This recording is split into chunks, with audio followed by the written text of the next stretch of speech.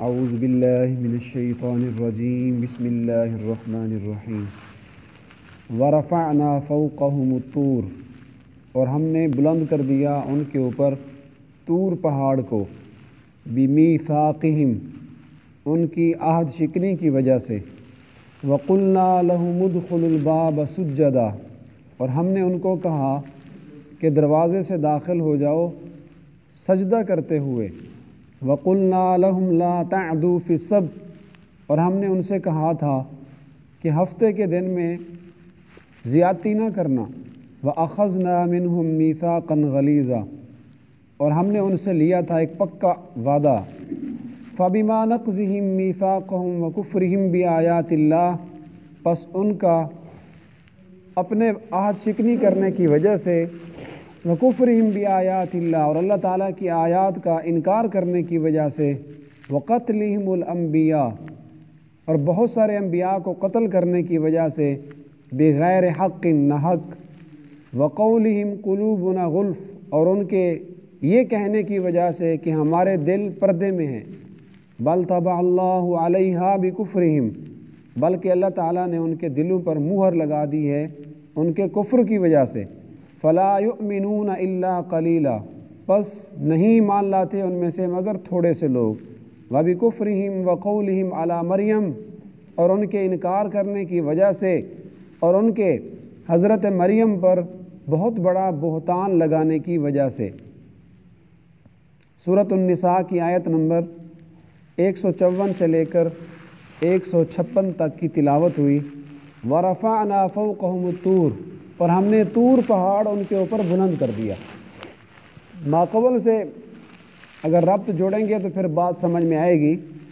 رکوع کا آغاز ہوا تھا اس بات سے کہ یہودیوں نے آقا علیہ الصلوۃ والسلام سے آ کر سوال کیا کہ اگر آپ برحق نبی ہیں تو پھر یہ قرآن تھوڑا تھوڑا کیوں اتر رہا ہے؟ سارا یک دم ایک ہی دفعہ اکٹھا اللہ سے اترواؤ، پھر ہم آپ کو نبی برحق مان لیں گے۔ تو حضور علیہ الصلوۃ والسلام پریشان ہوئے، تو اللہ تعالیٰ نے اپنے نبی کو تسلی دیتے ہوئے فرمایا کہ اے نبی، آپ ان کی باتوں سے پریشان نہ ہوں۔ ان یہودیوں کی جو نسل چلی آ رہی ہے نا، وہ سارے ایسے ہی تھے۔ آپ سے پہلے جو یہودی تھے، بنی اسرائیل کے لوگ، انہوں نے تو اس سے بھی بڑے بڑے سوال کیے۔ تو اللہ تعالیٰ ان بنی اسرائیلیوں کی، یہودیوں کی کارروائیوں کو ذکر کرتے ہوئے ان کی مزید ایک شرارت کو اس آیت میں بیان فرما رہے ہیں۔ وہ شرارت یہ تھی کہ جب جناب موسیٰ علیہ السلام جب ان اسرائیلیوں کو لے کر وادی تی میں پہنچے، جس کو وادی سینا بھی کہتے ہیں، تو ان لوگوں نے موسیٰ علیہ السلام سے مطالبہ کیا کہ ہمارے لیے کوئی نہ کوئی شریعت ہونی چاہیے، ہمارے اوپر کوئی نہ کوئی کتاب نازل ہونی چاہیے جس کے مطابق ہم عمل کریں گے۔ تو جب انہوں نے موسیٰ علیہ السلام سے مطالبہ کیا، موسیٰ علیہ السلام نے اللہ تعالیٰ سے درخواست کی کہ میری قوم ایک کتاب کا مطالبہ کر رہی ہے، شریعت بھیج دیں۔ تو اللہ تعالیٰ نے تورات ان پر نازل فرمائی۔ جب تورات اتر آئی، یہ سارے کے سارے لوگ تورات کا حکم سنتے ہی مکر گئے، کہنے لگے کہ یہ احکام تو بہت مشکل ہیں، اس پر ہم عمل نہیں کر سکتے۔ پہلے مطالبہ بھی خود کیا، جب کتاب نازل ہو گئی پھر کہنے لگے اس کے احکامات بہت مشکل ہیں، ہم سے عمل نہیں ہوتا۔ تو اللہ تبارک و تعالیٰ نے پھر طور پہاڑ کو اٹھا کر ان کے سروں کے اوپر کھڑا کر دیا کہ مانتے ہو یا پہاڑ اوپر گرائیں۔ جیسے ہمارے سامنے یہ مسجد کی چھت ہے، تو اسی طرح طور پہاڑ ان کے سروں کے اوپر آ کر کھڑا ہو گیا۔ وَرَفَعْنَا فَوْقَهُمُ الطُّورَ، اسی بات کو اللہ بیان فرما رہے ہیں۔ تورات کا خود مطالبہ کیا، جب اتر آئی تو پھر اس کا انکار کیا، اللہ نے بطور سزا طور پہاڑ ان کے سروں کے اوپر کھڑا کیا، بِمِيثَاقِهِمْ۔ اچھا، یہ جو اللہ پہاڑ ان کے سر پہ کھڑا کر رہے ہیں، یہ ان پر کوئی جبر نہیں تھا۔ لا اکراہ فی الدین، دین میں جبر نہیں ہوتا، زبردستی کسی کو مسلمان بنانا یہ دین میں جائز نہیں ہے۔ تبلیغ تو کر سکتے ہیں، اس کو ترغیب دے سکتے ہیں، اسلام کے احکامات سنا سکتے ہیں، لیکن دین میں جبر نہیں۔ البتہ اگر کوئی آدمی کلمہ پڑھ لے، مسلمان ہو جائے، پھر العیاذ باللہ وہ دین کو چھوڑ کر دوبارہ کافر بنے، جس کو مرتد کہا جاتا ہے، تو اس کے لیے سزا ہے، اس پر جبر ہوگا، اس کی سزا قتل ہے۔ کلمہ پڑھ کر پھر کلمہ سے انکار کرے گا تو اس مرتد کی سزا واجب القتل ہونا ہے۔ تو اللہ تعالیٰ فرما رہے ہیں یہ جو ہم نے اسرائیلیوں کے سر کے اوپر پہاڑ کو کھڑا کیا تھا نا، بِمِیثَاقِہِم، یہ ان کی عہد شکنی کی وجہ سے، یہ ان کے وعدے کی خلاف ورزی کرنے کی وجہ سے، پہلے خود تورات کا مطالبہ کیا، جب اترا ہی پھر انکار کر دیا۔ وَقُلْنَا لَهُمُ ادْخُلُوا الْبَابَ سُجَّدًا، اس آیت میں ان کی ایک اور شرارت کا بیان ہے۔ موسیٰ علیہ السلام کے بعد ان کے نبی بنے حضرت یوشع ابن نون علیہ السلام۔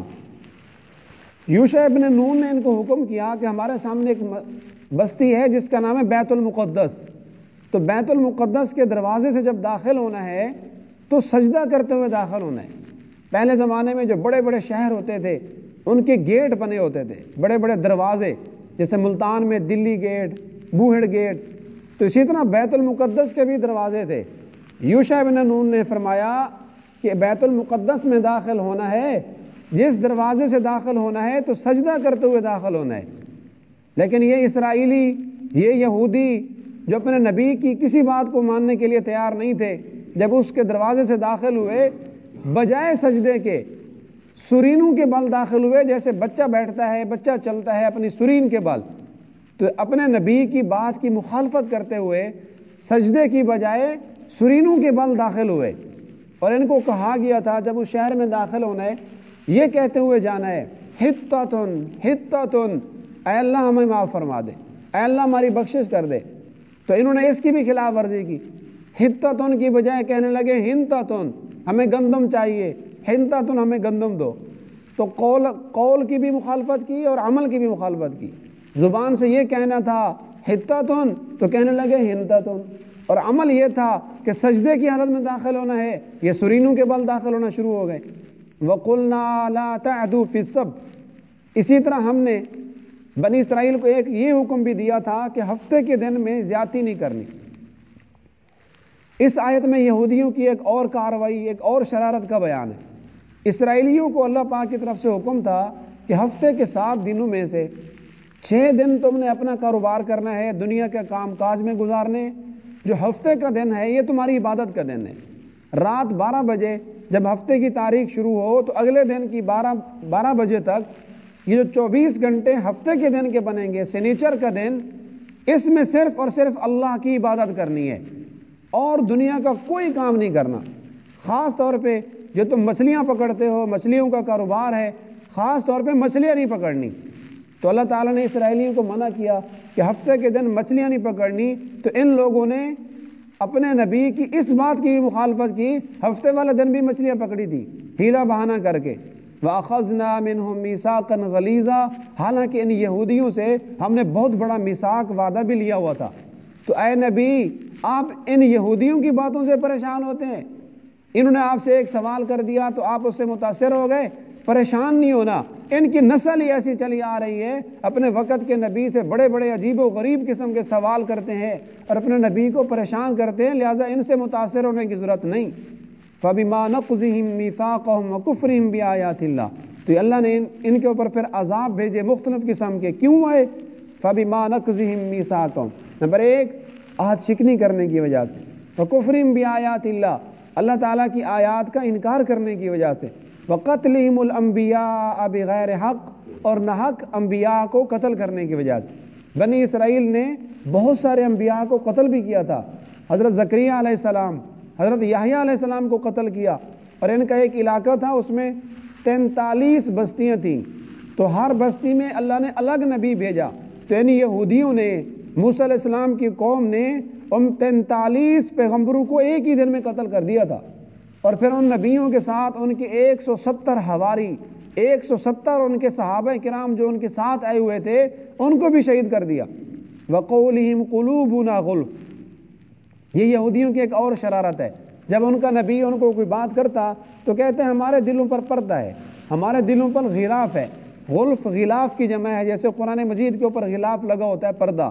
تو جب نبی سمجھاتا تو کہتے ہیں قلوبنا غلف، ہمیں تمہاری بات سمجھ نہیں آ رہی، ہمارے دلوں کے اوپر پردہ چڑھا ہوا ہے، ہم آپ کی بات سمجھ ہی نہیں سکتے۔ تو اللہ تعالیٰ نے فرمایا بل طبع اللہ علیہا بکفرہم، پردہ نہیں تھا بلکہ اللہ کی نافرمانی کرنے کی وجہ سے اللہ ان کے دلوں پر اللہ نے مہر لگا دی تھی، تو یہ بات سمجھنے کے قابل نہیں رہے۔ فلا یؤمنون الا قلیلا، چونکہ اللہ نے دلوں پر مہر لگائی، اسی وجہ سے بالکل تھوڑے سے لوگ ایمان لائے۔ وَبِكُفْرِهِمْ وَقَوْلِهِمْ عَلَى مَرْيَمَ، اور یہ سب کچھ ان کے اوپر اس لیے ہوا کہ انہوں نے کفر کیا، اور پھر حضرت مریم علیہ السلام پر یہ بات کرتے ہوئے بہت بڑا بہتان لگایا کہ نعوذ باللہ یہ جو بچہ لائی ہیں حضرت عیسیٰ ابن مریم، یہ تو بغیر شوہر کے لائی ہیں۔ تو ان یہودیوں کو جب کہا جاتا کہ عیسیٰ علیہ السلام کو مانو، تو یہودی آگے سے کہتے ہمیں تو ان کے نسب پر بھی انکار ہے، ان کا تو والد ہی نہیں ہے، بغیر باپ کے پیدا ہوئے ہیں، جب ہم ان کو حلال زیادہ ہی نہیں مانتے، ان کا نسب ہی ہمیں تسلیم نہیں ہے، ان کو نبی کیسے مانیں گے؟ تو اللہ تعالیٰ نے ان کے اوپر عذاب کے نازل ہونے کی وجوہات بیان فرمائی۔ فَبِكُفْرِهِمْ، کافر تھے، وَقَوْلِهِمْ عَلَى مَرْيَمَ بُهْتَانًا عَظِيمًا، دوسرا اس وجہ سے عذاب آیا کہ اللہ نے یہ کہ حضرت مریم علیہ السلام کے خلاف بہت بڑا بہتان لگاتے تھے۔ ساری باتیں ذکر کر کے مقصد اپنے نبی کو تسلی دینا ہے کہ اے نبی، اے حبیب، آپ ان یہودیوں کی باتوں سے متاثر نہ ہوئیے، ان کی نسل اسی طرح کی چلی آ رہی ہے۔ موسیٰ علیہ السلام کے زمانے سے اسرائیلی لوگ ہمیشہ اپنے نبی کو اسی طرح پریشان کرتے ہیں، لہٰذا آپ پریشان نہ ہوں۔ یہودیوں کی ان مزید کارروائیوں اور شرارتوں کا بھی آگے بیان چل رہا ہے، انشاءاللہ اس کو مزید ذکر کریں گے۔